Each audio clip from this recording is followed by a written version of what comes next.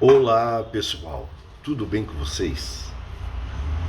Olha só, gente, quando a gente se interessa por um assunto da Bíblia ou que esteja relacionado à Bíblia, a gente vai procurar ouvir a opinião de pessoas que estão dedicadas a estudar e a explicar o dito assunto. Muito melhor se existir posições, né, um pouco variadas, porque daí abre mais o nosso entendimento, né? A Bíblia foi deixada para nós nos guiarmos em matéria de fé e de conduta, mas também para nós estudarmos temas, né? Exercitar nossa mente na palavra de Deus enquanto Jesus não volta. E tem um tema que é muito polêmico, infelizmente, né? É uma forma até triste de falar, mas é um tema que dividiu amigos, dividiu parentes e dividiu até igrejas, né? Que é o tema da predestinação.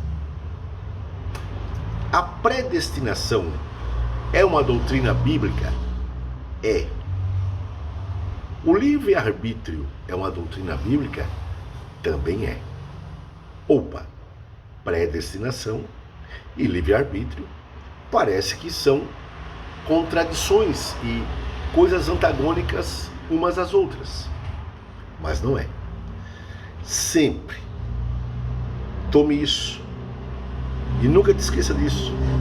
Eu aprendi e realmente é verdade.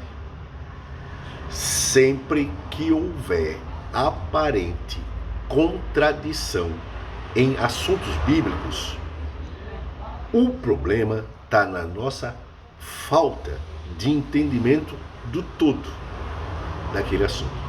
Nunca que a palavra de Deus vai falhar, errar ou se contradizer.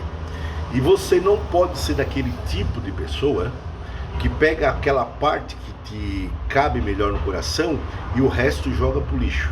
Não. É a palavra de Deus também. Aquilo que tu não engole muito bem também é a palavra de Deus. E esse é um debate, né, que já dura aí há mais de 500 anos, desde a época da Reforma. Ou seja, já tinha antes, né? Bem antes já havia isso daí. Havia com Agostinho, né? Com alguns pais da igreja também.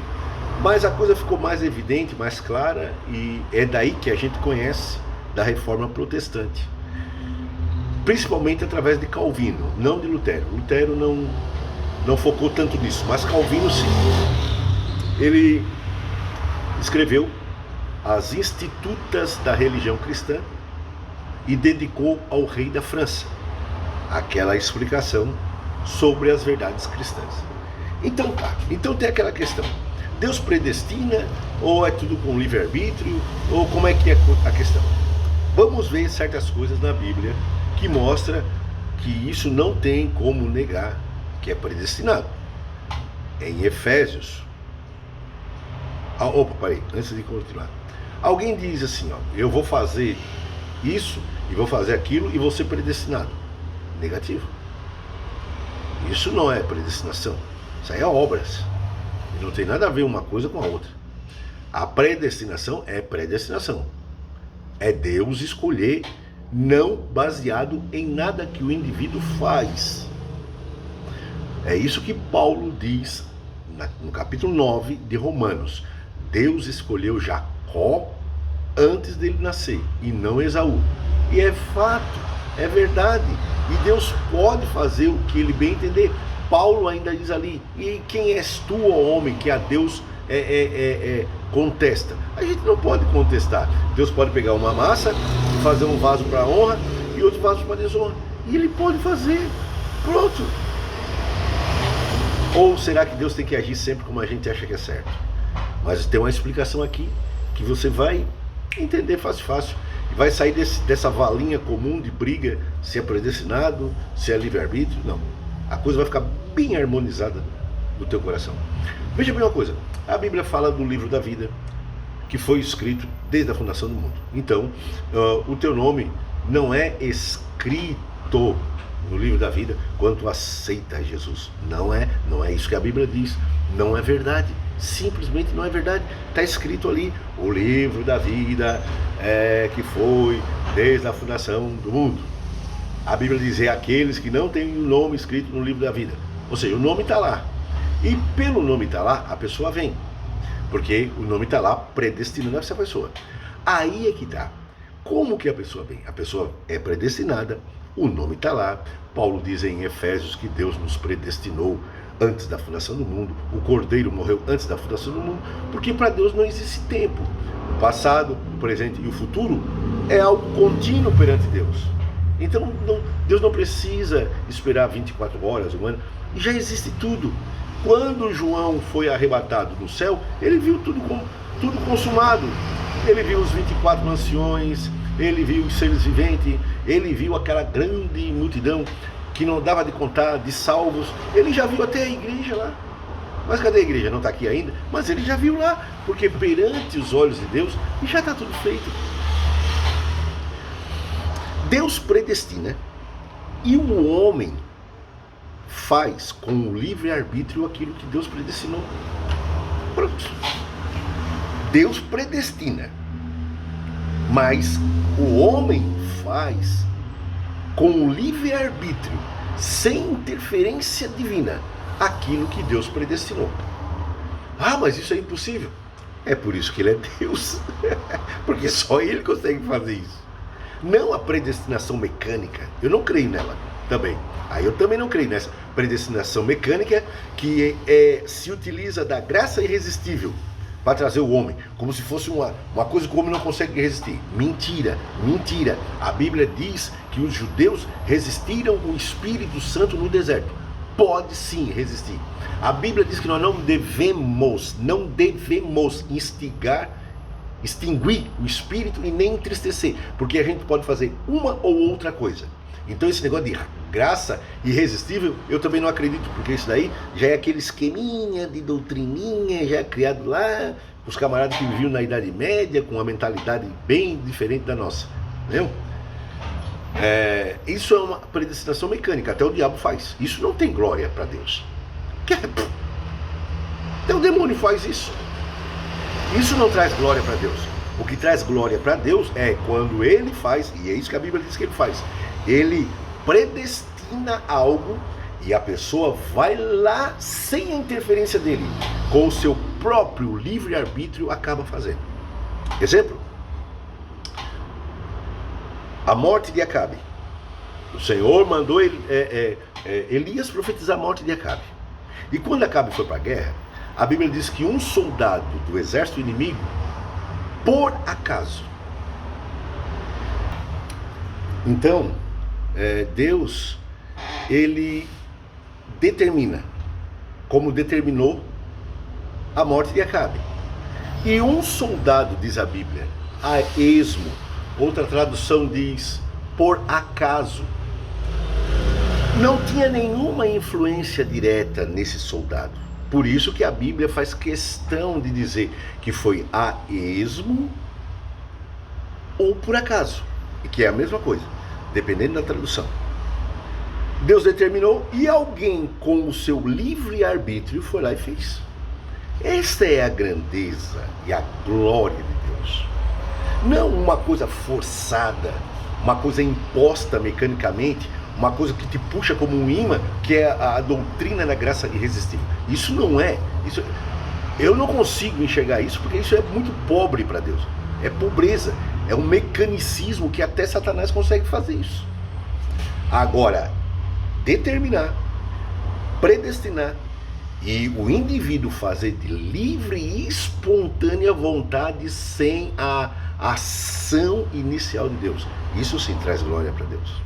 Ah, mas o Espírito Santo leva, sim, depois que tu toma a iniciativa por livre e espontânea vontade de ir, porque senão nós não somos a imagem e semelhança de Deus. Nós somos a imagem e semelhança de Deus porque nós temos livre-arbítrio. Está na Bíblia também. Aí tem o grupinho dos supralapsarianos, infralapsarianos, Eles têm a ousadia de tentar entender, vasculhar a mente de Deus, sendo que a Bíblia diz que ninguém entrou no seu conselho e ninguém conhece a mente de Deus. Ninguém. Mas é ele que eles são sábios, né? Deus primeiro determinou a queda para depois determinar a graça. Outros dizem que Deus primeiro determinou a graça para depois determinar a queda.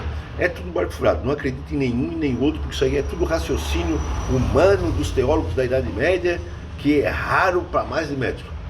Tu não tens como começar a definir a mente de Deus, porque se tu definir a mente de Deus, ele é menor do que tu.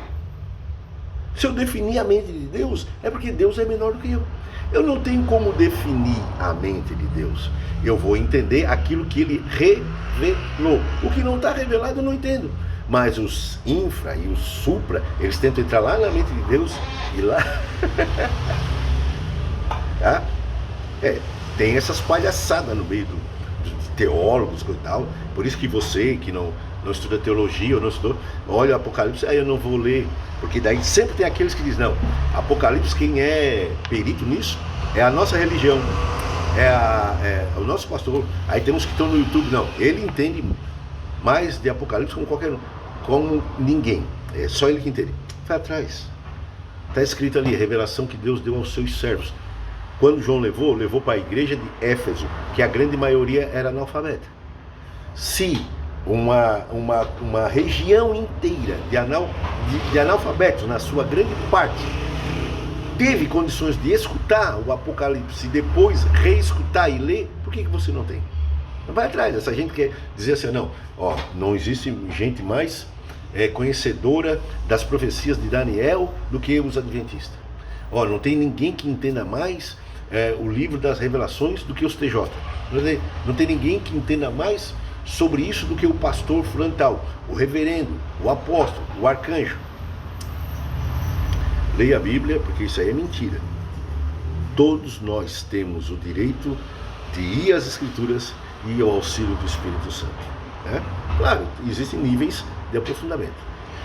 Então, Deus predestina e o indivíduo faz o que Deus predestinou com o livre-arbítrio. Aí, meu amigo, aí não tem como explicar porque tu não é Deus e nem eu, né? Esta é a grandeza de Deus. Por quê? Porque a predestinação mecânica, ela se perde. E eu já falei para vocês uma vez, né? Sobre Satanás, sobre Adão e sobre Jesus, né? Ali vai dizer quem é que tem a livre-arbítrio. Satanás tem a livre-arbítrio? Adão tinha livre-arbítrio? Jesus tinha livre-arbítrio?